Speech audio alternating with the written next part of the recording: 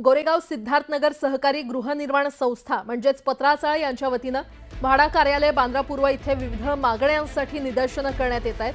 मोठ्या संख्येनं रहिवासी या मोर्चामध्ये सहभागी होणार आहेत। म्हाडा कार्यालयाबाहेर मोठा पोलीस बंदोबस्त तैनात करण्यात आलेला आहे।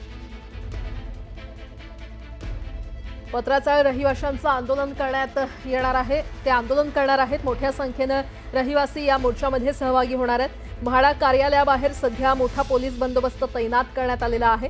या क्षणाची मोठी बातमी आपण पाहतोय। गोरेगाव सिद्धार्थनगर सहकारी गृहनिर्माण संस्था म्हणजेच पत्राचाळच्या वतीनं म्हाडा कार्यालयाच्या समोर आंदोलन करण्यात येणार आहे आणि या संदर्भात अधिक माहिती देत आहेत आमच्या प्रतिनिधी सुस्मिता भदाणे पाटील आपल्यासोबत जोडल्या गेलेल्या आहेत।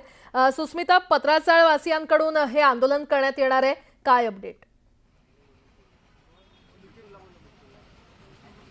आपण बघतोय की पत्राचाळ अनेक वर्ष रखडलेला हा प्रकल्प आहे। गोरेगावचे हे सर्व रहिवासी आहेत जे अनेक वर्ष घरांच्या प्रतीक्षेत आहेत।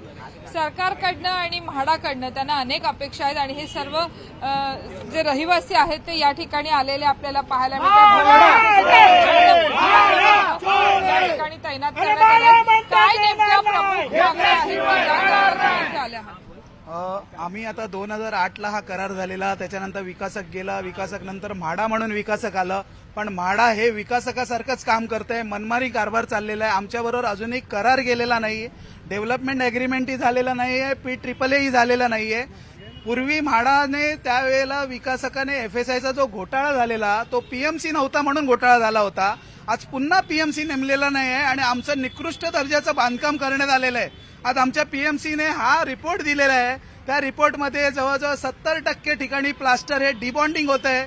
आमच्या भरपूरशा रूम्समध्ये भेगा आहेत, लिकेजेस आहेत आणि या कोणत्याही गोष्टीला म्हाडाचे अधिकारी जराही ऐकत नाही।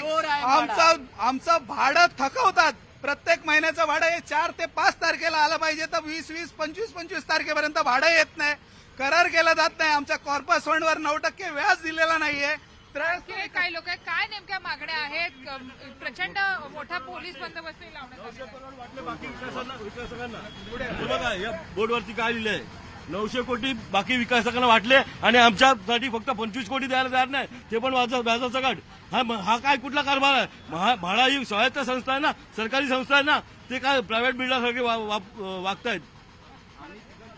आम्ही तिकडचे मूळ रहिवासी आहोत आणि तिकडे जे आजूबाजूचे जे नवीन डेव्हलपर्स आलेले आहेत त्यांना OC वगैरे सगळी झालेली आहे आणि आम्हाला आमची 17 वर्षापासून घरं पण नाही मिळालेली आहे। आता हे 18 वर्ष हे बघा, हे कामाची पद्धत ही म्हाडानी करून आतापासून स्लॅब्स वगैरे सगळे पडत आहेत आणि ब्लॅक लिस्टेड कॉन्ट्रॅक्टरला काम देऊन त्या लोकांनी सगळा वाट लावून ठेवलेली आमची। आपण बघतोय की या सर्व रहिवाशांच्या प्रतिक्रिया आपल्या समोर येतात की ज्या पद्धतीचं काम झालं त्याबद्दल त्यांनी क्वालिटी चेकच्या बद्दल सुद्धा त्यांनी अनेक मुद्दे या संपूर्ण मांडलेले पाहायला मिळतात। पोलीस बंदोबस्त म्हाडा कार्यालयाबाहेर वाढवण्यात आलेला आहे। ठीक आहे सुस्मिता, तुमच्याकडून वेळोवेळी अपडेट घेत राहू। तुर्तास धन्यवाद या सविस्तर माहितीसाठी।